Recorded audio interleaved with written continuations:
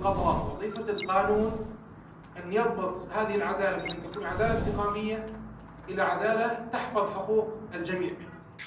ارکا دادوریه ارکا یاسای اوه کو وی دادوریه کنترل بکه دا کو نوه دادوریه که طولهلدانی لی ببه دادوریه که کمافین همویان ده پاريزه راستی پشتی رزگار کرنه و به دست بکرنا معهادا بلند دا دادوریه را معهد بریار دا کو ری نو جبو راهینانا دادوران ده سوریه وکه یک جوان ریان جیریا مافین روان و دادوریا و گو هز بو لگوری روشا کو سوری دما بوریده تیره در باس بو ji bo vê yekê hejmarek hevkarî li gel çend aliyên navdewletî yên xwedî ezmûn di vî warî de hatin girêdan. Da ku sûd ji ezmûnên wan were wergirtin û kadroyên dadweriyê li Sûriyê bên rahênan kirin.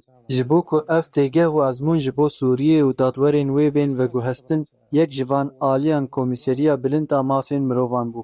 Îro ev xwez ji bo hejmarek dadwerên rahêner li Mehedê di warê mafên mirovan û dadweriya veguhêz de tê lidaxistin. Da ku sûd ji ezmûna Komîseriya Bilind were wergirtin û ev ezmûn bi îsna Xwedê li Sûriyê bên bicihkirin.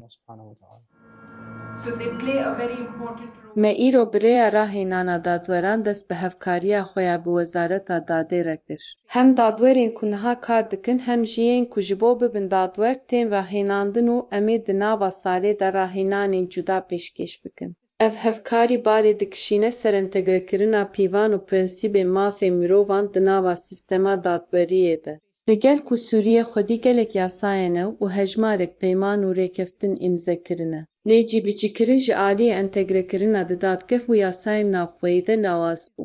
Er jî armanca vê bernameyê û vê hevkariya bi Wezaretê re ye ku em alîkariya wan bikin. Da ku pabendiyên mafên mirovan yên ku dane di pratikên xwe de bicih bînin. Em her wiha dilgeşin ji ber ku dema dadgehkirina atifmecîb dest pê kir. Dadwer di têbîniyê xwe yên destpêkê de amaje bi yasayên navdewletî yên mafên mirovan kir.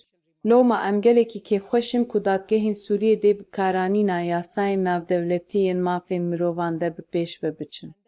Ew beş e ku em dixwazin li gel Wezaretê û eger mimkin be bi hemû dadweran li seranserê welat pêk bînin.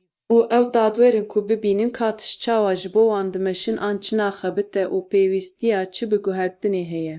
Ev armanca vê workshopê ye û em hêvî dikin ku em vê yekê li seranserê salê bidomînin. Me ji xwe çar workshop plan kirine û piştî ku em van çaran bi dawî bikin, em ê yên mayî jî pêk bînin. Helbet em hêvî dikin ku ev hevbendî berfirev bibe.